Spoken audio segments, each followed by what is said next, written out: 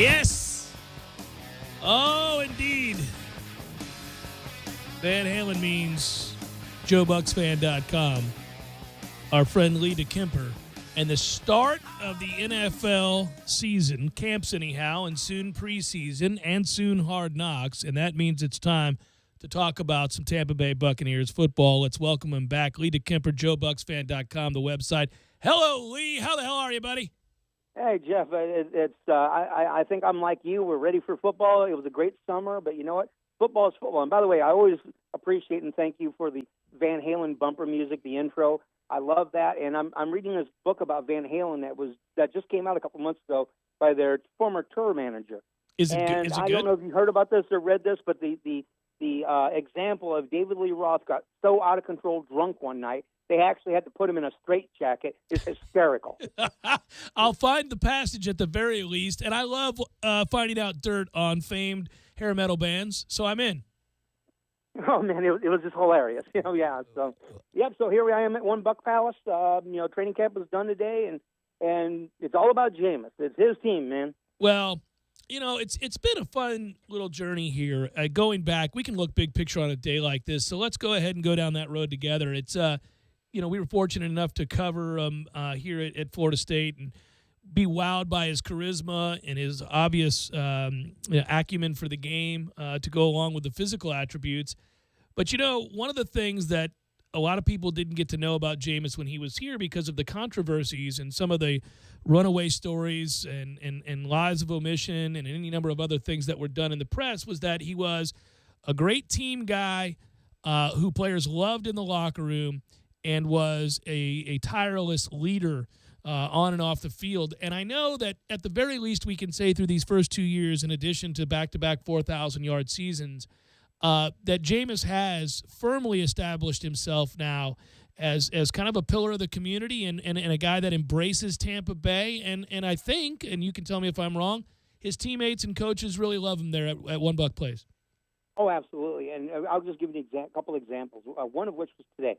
After practice, I was talking to Deshaun Jackson, obviously major addition to the team in free agency, wide receiver. And I was just talking to Deshaun Jackson, and I said, hey, O.J. Howard yesterday was just raving about Jameis as leader, and he gave some examples. And I can get to that in a moment. And Deshaun Jackson looked at me and goes, this guy may be young. He's a leader. And it reminded me of what Gerald McCoy said last year about Jameis. He said he's young, but he has an old soul. Meaning he's wiser than his years. He's more mature than his years. And, for example, yesterday, O.J. Howard, first-round draft pick, tight end out of Alabama, he's had some great examples by why Jameis is a leader. He's always getting guys together to throw footballs. Gets everybody together. There's a local park in Tampa they work out. And he was saying Jameis would go up to him. He won't say much. This is O.J. Howard. He says, Jameis doesn't say much, but he says, let's be great today. Or, you can do better. Or, I'm expecting you to do this. And he said, for whatever reason, he is a magnetic personality because of that. They see his work ethic is off the chart, completely off the chart. And so his receivers, his teammates, they see that and they're like, whoa, this guy gets to work no later than 5:30 in the morning. I better step up my game, et cetera. And it just like a snowball effect. And he's got guys like, again, Deshaun Jackson, a grizzled veteran that he is, and he's got Deshaun Jackson eating out of his hand. And this is the guy that's not even just turned, not even 24 yet. He was, 23 and a half? And, I mean, it's just an amazing, some people have it. You know what it is. You can't define it, but when you see it, you understand it. And Jameis has it. Always has. And another thing that he possesses that I think really helps elevate that to another level is a passion for greatness and a passion for football. He wants to be great. He's striving to be great. He wants to be known as one of the best of all time. But he loves football. And I just think that's important. A lot of guys certainly have a talent for a game, any sport, you name it, but they don't necessarily love it, and they're there for the paycheck. They'll work hard because they know they have to and to be professional, but they don't have an undying love and passion for the game. And when one has that, I think you can see it, he exudes it, and then you're drawn to it. It reminds you, it's almost childlike enthusiasm in a game where business oftentimes takes over. So I think he has that childlike enthusiasm that reminds guys why they started to play the game to begin with. he does have a very childlike attitude when it comes to football. It's like, man, I'm getting paid big money to do what I would probably be doing if I was 10 years old. He loves it. And Jason Light told me something, the Buccaneers general manager, a couple of years ago. It wasn't so much about Jameis, although the subject was about Jameis. But it kind of deviated a little bit. You always hear talent evaluators and coaches. They're looking for somebody who loves the game. You hear that so much, it's almost cliche. It's almost, to quote Jack Ham, it's almost rhetoric.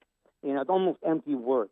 But Jason Light told me, if you can find a guy like Jameis who loves the game, they're generally going to get as much, if not more, out of their talent than someone, as you stated earlier, Jeff, that they know they have to work at it. They're a professional. It's their craft, but they don't necessarily love it.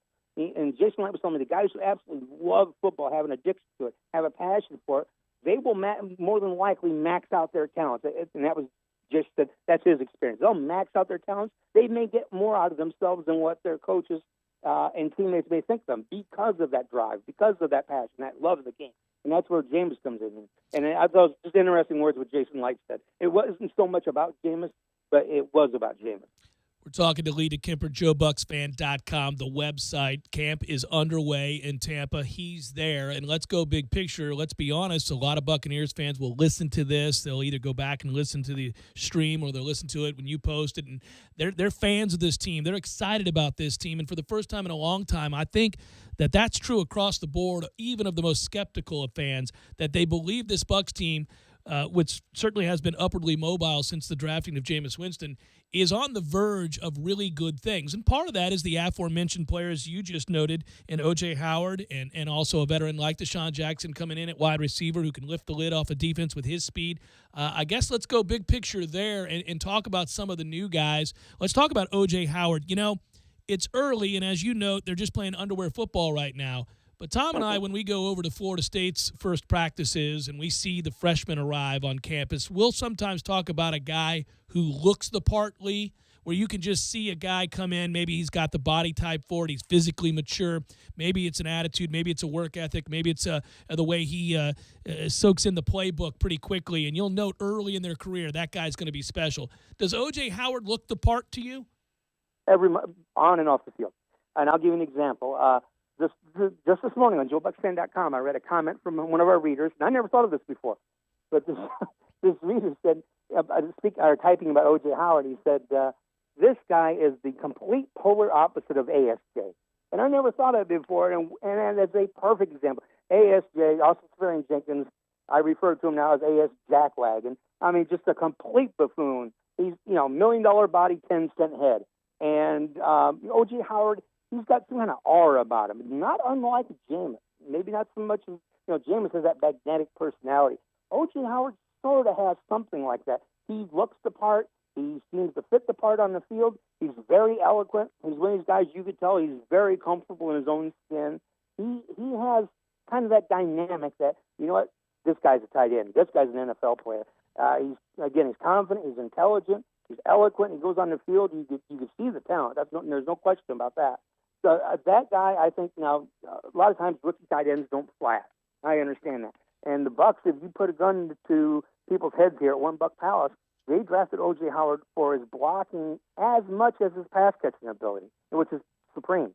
They love his blocking. And if you talk to NFL pro personnel people, they will tell you that that's a rare find these days in both college and NFL. A guy that can block well as catch the ball, for tight ends, that is. And O.J. Howard's that rare bird. He's the reason to get Bucs fans excited. There was a play, by the way, the hype is real. There's huge hype around Tampa Bay. Hasn't been like this for years, maybe since Chucky was coaching. And, it's Friday morning, 8:30 a.m. practice, a work day. The bleachers at One Buck for training camp, full, packed. And I've never seen that before on the first day. I've seen it crowded before. Right. I've never seen it packed on a weekday morning, 8:30 in the morning, packed. And it was. Now, talking about Deshaun Jackson, I'll whet the appetite of some Bucs fans. Today, I saw as close to the perfect pass play as I've ever seen. It was Deshaun Jackson and Jameis. It was like a simple, a slant in from the left side from Deshaun Jackson. Jameis put that thing right on the money as Bill Walsh would want it. At the numbers, 6 inches ahead of the body. Perfect stride, perfect pass. Deshaun Jackson caught that sucker, turned upfield, and the guns were on. Boom, he was gone. And I hope Buccaneers.com puts that video up on their website. Any Bucs fan that sees that video, they're going to be pounding beers for the next 5 hours. They're going to be so freaking excited. It was as close to the perfect pass play as I've ever seen in training. Again, it's underwear football. Receivers aren't jammed. There's no hitting. But Dirk Cutter could not have drawn that pass play up any better on a whiteboard. That again, was as close to perfection as I've ever seen. And anybody that saw that play, any of the fans, the 2,500 fans that were here, that's why they got Deshaun Jackson right there. Well, we got about 3 minutes left. I want to ask you really quick to at least touch on this. First of all, it's kind of just a stream of consciousness here for me. Sure. Ali Marpet at center, ? Sweezy actually healthy, ? We're going to have him. The additions of Chris Baker on the defensive line to go along with Ayers and Spence and McCoy and McDonald and all of that. How does the DL shape up? And then I guess from there, that's a lot to answer in 3 minutes. Go for rapid fire there. I started with Marpet at center, ? Sure. Marpet, obviously a question mark because he's never played center before. And even Dirk Cutter said there's going to be learning curves. But when the Bucs drafted him, Jason Light, I'll never forget the press conference. Jason Light stood at the podium and said, we project this guy as a center. So it was just a matter of time that he was moving center. Okay. Question mark, yes. But they have a lot of faith in him. They have the confidence. J.R. Squeezy, another huge question mark. The reason why I say that is my business partner, Steve Bizovitz, and I at JoeBucksFan.com, we've done the research. We cannot find any offensive lineman who missed an entire year. When I say an entire year, I'm talking OTAs through the end of regular season. Never put on a chin step. We cannot find an example of an offensive lineman that had back surgery, missed the entire season, and played a full 16-game schedule the following season. Our research, we can't find that. Well, hopefully he's the first. Huge question mark right there. Defensively, same old songs for the last since Simeon Rice left. They can't find an edge rusher. Will they find one? Will Noah Spence be that guy? Well, he had shoulder surgery. It's still an open book with Noah Spence. I love the guy, love his attitude, love his drive. Got to see some results pretty soon. Chris Baker, real quick. He has experience as a defensive end in a 34 front. Now, obviously, he's a defensive tackle. I still say they're going to use some of Chris Baker in a 34 front at times, if for no other reason than to throw the opposing offense off. So I think that's the deal with Chris Baker. Robert Ayers, if he stays healthy, he can get 9 sacks, and they love his attitude. He's sap-like. Mm-hmm. And I know that's a group that I think most Bucs fans feel pretty good about, save for the question mark about compiling sacks off the edge. That's a pretty talented group, though. When you look against the run, I like this group quite a bit. Oh, sure. And just by the way, some breaking news today. Jakeem Smith was on the PUP list to start training camp. He missed all of last year. He blew out his knee, major knee surgery, happened in the opening week of the season at Atlanta. He's going to have another procedure today. They're talking weeks for him to come back. They were really banking on him to provide some pressure on the quarterback from the left end. That's up in the air right now. Real quick, I know it's rare and it doesn't happen all that often, but we're up against it, so I want to ask you. Chris Godwin, speedster, but he is a rookie. Do we suspect Deshaun Jackson's going to be the speed guy here? But a lot of positive momentum for Chris Godwin, listening to people down there talk about him. Yeah, in OTAs, he looked better than O.J. Howard, to be honest with you. He fit the part. Now, again, no pads yet. But Jameis Winston said today about Chris Godwin, rookie is a class. That doesn't mean you have to be a rookie, in speaking about Chris Godwin. So there's a lot of promise there. So far the arrow is pointing up with Chris Godwin. Again, the same thing was happening with Kenny Bell until the pads came on and he vanished. Damn you.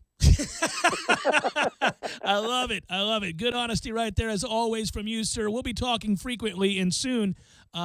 Enjoy OTAs. Enjoy the start of camp, I should say, and enjoy football being back. It's always a pleasure to talk to you, Lee. Oh, same for Jeff. I love it as well. Have a good one. Thanks again. All right, brother. Be good. JoeBucksFan.com, the website. All right. There you go. That'll wet your whistle just a little bit. Nice. Good music, too. Have options on the defensive line what for are we the doing pass here? and the Options, run? depth. Okay. Variety. Beautiful.